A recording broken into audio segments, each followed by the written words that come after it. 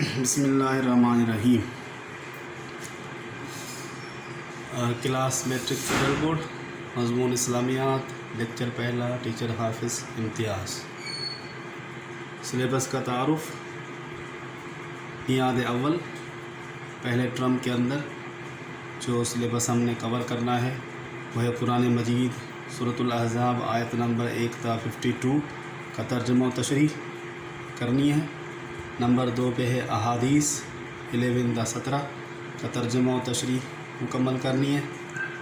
Number 3 پہ ہے موضوعاتی مطالعہ، جس میں ایک ٹاپک ہے طہارت کا، جس کی تفہیم کرنی ہے، پڑھائی کرنی ہے اور تفہیم کرنی ہے۔ نمبر 2 صبر و شکر، نمبر 3 عائلی زندگی، اور نمبر 4 ہے ہجرت و جہاد۔ یہ 4 ٹاپکس ہیں جس کی پڑھائی بھی کرنی ہے اور تفہیم بھی کرنی ہے۔ تو یہ سلیبس کا تعارف ہے جو میعاد اول میں ہم نے کور کرنا ہے۔ اب آتے ہیں پہلے سورۃ الاحزاب کے اندر، چونکہ پہلا قرآن مجید کے اندر سورۃ الاحزاب ہے، پہلے لیسن کی طرف۔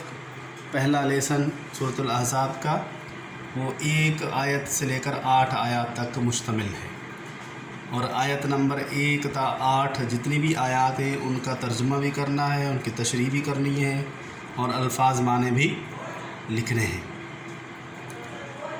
تو سب سے پہلے سورۃ الاحزاب کے اندر آیت نمبر 1 تا 8 جو الفاظ معنی ہیں وہ دیکھ لیں کہ آیت نمبر 1 تا 8 جو الفاظ معنی ہیں وہ کیا ہے۔ الفاظ معنی یہ لکھے ہوئے ہیں جس میں آپ دیکھ سکتے ہیں۔ پہلا لفظ ہے جوف، اس کی معنی ہے دھڑ، پہلو۔ دوسرا نمبر ہے ادعیہ، اس کی معنی ہے منہ بولے بیٹے۔ تیسرا لفظ ہے ادعوہم، ان کو پکارو۔ اور تیسرا لفظ ہے تعمدت، اس عورت نے ارادہ کیا۔ نمبر 4 پہ ہے اولو الارحام، رشتہ دار۔ اولو الارحام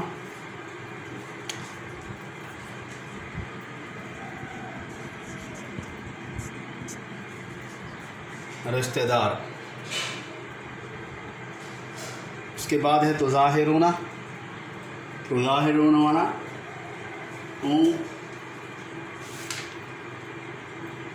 اظہار کرتے ہو۔ تظاہرون کی معنی ہے تم اظہار کرتے ہو۔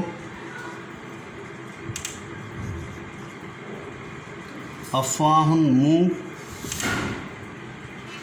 افواہ منہ، اقسط زیادہ، انصاف والی بات۔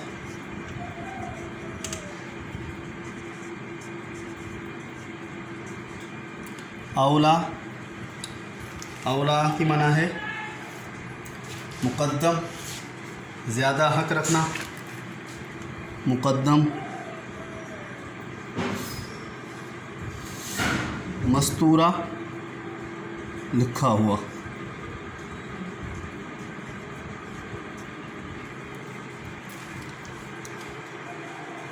دوبارہ دیکھ لیں الفاظ معنی۔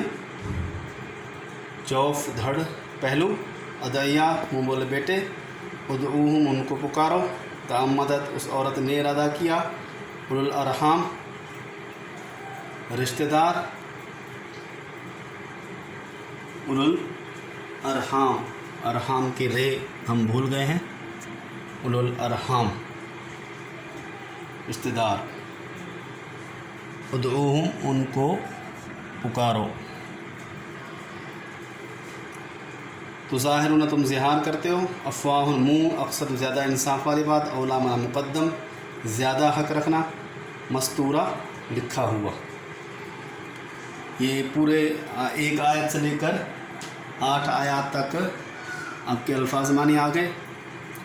اب آتے ہیں پہلی آیت کے اندر۔ پہلی آیت کے اندر جو باتیں کی گئی ہیں وہ ذرا دیکھ لیں کہ وہ لکھی بھی ہوئی ہیں، یہاں پہ ہم نے لکھ دی ہیں۔ پہلی آیت میں، پہلی 4 آیات میں آپ صلی اللہ علیہ وسلم کو اللہ کی طرف سے 4 باتوں کی تلقین دی گئی ہے۔ وہ 4 باتیں کون سی ہیں جن کی تلقین دی گئی؟ نمبر 1 تقوی رکھیں، اللہ کا ڈر رکھیں، اللہ سے ڈریں۔ نمبر 2 کفار و منافقین کی اطاعت نہ کریں، نمبر 2 کفار و منافقین کی اطاعت نہ کریں۔ نمبر 3 وحی کی پیروی کریں، وحی کی پیروی کریں۔ اور نمبر 4 پہ ہے اللہ تعالیٰ پر بھروسہ رکھیں۔ یہ 4 ہدایات دی گئی ہیں آپ صلی اللہ علیہ وسلم کو پہلی 4 آیتوں کے اندر سورۃ الاحزاب کے اندر۔ اب سورۃ الاحزاب کے حوالے سے یہاں بات ایک ذہن نشین رکھے کہ سورۃ الاحزاب چونکہ سورہ مدنی صورت ہے، اور اس صورت کے اندر ایک آیت نمبر جو ہے سورۃ الاحزاب کے اندر کل ٹوٹل جو آیات ہیں وہ 73 یعنی 73 آیات ہیں، اور اس صورت کے اندر جو اصل بات ہے وہ ہے غزوہ احزاب کا ذکر کیا گیا ہے، جس کا ذکر ہم جو ہے دوسرے لیسن کے اندر کریں گے، کیونکہ وہیں سے اس کے آغاز ہو رہا ہے، اس کے پس منظر کا سورہ غزوہ احزاب کا، تو اس وجہ سے اس کا ذکر ہم دوسرے لیسن سے ہی کریں گے۔ یہاں پر جو اس لیسن کے اندر باتیں کی گئی ہیں، ایک تو یہ پہلی 4 باتیں جس میں آپ وسلم کو ہدایات دی گئی ہیں، جس میں یہ 4 باتیں آ گئیں، تقوی رکھیں، کفار منافقین کی اطاعت نہ کریں اور وحی کی پیروی کریں، اور نمبر 4 اللہ تعالیٰ پر بھروسہ رکھیں۔ یہ پہلی 4 ہدایات دی گئی پہلی 4 آیتوں کے اندر۔ اس کے بعد جو دوسری باتیں کی گئی ہیں اس سبق یعنی لیسن کے اندر، وہ ذرا دیکھ لیں۔ زہار کی تعریف اس میں اس کے بعد ذکر کی گئی ہے۔ زہار کی تعریف کے اندر کہ زہار کیا ہے، زہار کس کو کہتے ہیں؟ زہار کہتے ہیں اصل میں اپنی بیوی کو ماں سے تشبیہ دینے کو زہار کہتے ہیں۔ یہ انسان اپنے دل کے اندر یہ ارادہ کرے اپنی بیوی سے علیحدگی کا، اور تشبیہ دے دے اپنی بیوی کو، اپنی بیوی کے کسی بھی عضو کو اپنی ماں سے، تو اس کو کہتے ہیں زہار۔ اور یہ زہار کرنا اسلام کے اندر منع ہے کہ انسان زہار نہیں کر سکتا، اس کو اجازت نہیں ہے۔ ہاں البتہ کسی نے اگر کر لیا تو پھر اس زہار کے کرنے کی وجہ سے ایک تو گناہ ہے، اور دوسرا گناہ ہونے کی وجہ سے اس کا ازالہ کیسے ہوگا کہ اگر کسی نے گناہ کر لیا ہے تو اب اس کے لیے یہ ہے کہ جس نے زہار کر لیا ہے تو اب وہ اپنی بیوی سے اس کے تعلقات ختم ہو جائیں گے، اور یہ تعلقات جب تک اس کا کفارہ نہیں ہوگا تب تک وہ بحال نہیں ہوں گے۔ اور کفارہ کیا ہے؟ کفارہ یہ ہے کہ کفارے کے اندر 3 چیزیں ہیں۔ ایک تو ہے کہ ایک غلام کو آزاد کرے، دوسرا یہ کہ 60 مسکینوں کو کھانا کھلا دے، یا 60 دن روزے رکھ لے، تو اس سے وہ کفارہ ادا ہو جائے گا، اور پھر وہ بیوی کے ساتھ اس کے تعلقات بحال ہو جائے گا۔ تو زہار یہ ہے۔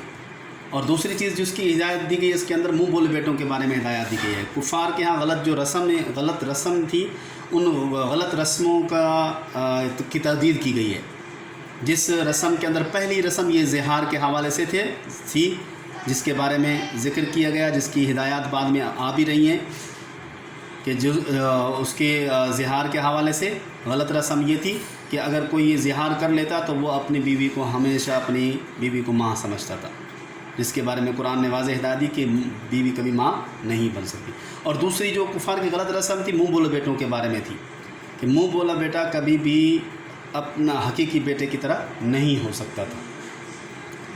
تو کفار کے یہاں غلط رسم یہ تھی کہ منہ بولے بیٹوں کو بھی حقیقی بیٹے کا درجہ دیتے تھے، اور حقیقی بیٹے جیسے حقوق اس کو حاصل دیتے تھے۔ اس لیے اسلام نے اس کے بارے میں ہدایات دی گئی کہ منہ بولا کبھی بھی حقیقی بیٹے جیسا نہیں ہو سکتا، نہ ہی حقیقی بیٹے کے حقوق اس کو حاصل ہو سکتے ہیں۔